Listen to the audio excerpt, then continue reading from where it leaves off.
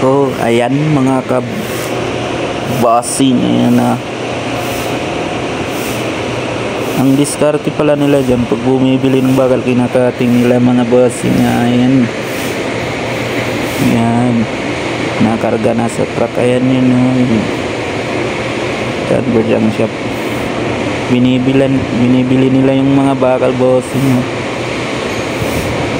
Laki siguro ng kita niyan mga bossing. Ako wala akong alam dyan sa mga ganyang diskarte nila, pero yan, hindi naman sila bibili ng bakal kung wala silang kikitain, di ba mga bossing? Yan, kinakarga na nila yan sa truck nila. Yan, paldo yan si kuya dyan. Paldo din yung may-ari ng bakal, mga bossing.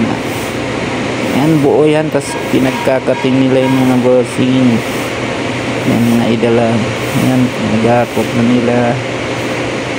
Yan, magkano pa yung kilo sa bakal, di ko alam mga bossing. Kasi paano masabi? hindi naman ako nagbibintan yan.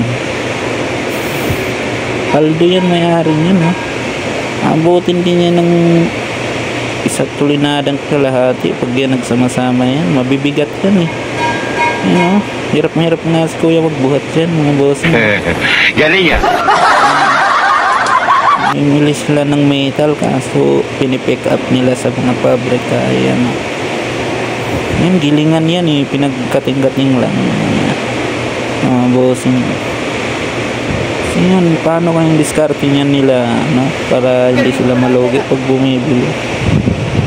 Paano kayo, siguro medyo mababa bilihan nila dyan, tapos sa bintahan nila medyo tutubo sila ng 2 or 3 or 5 piso, di ko alam mga bossing.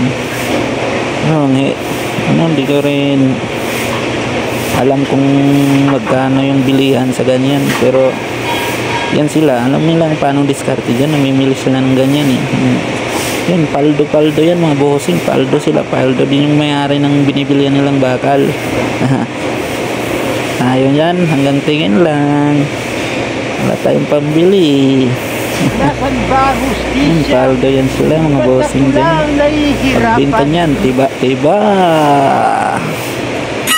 paldo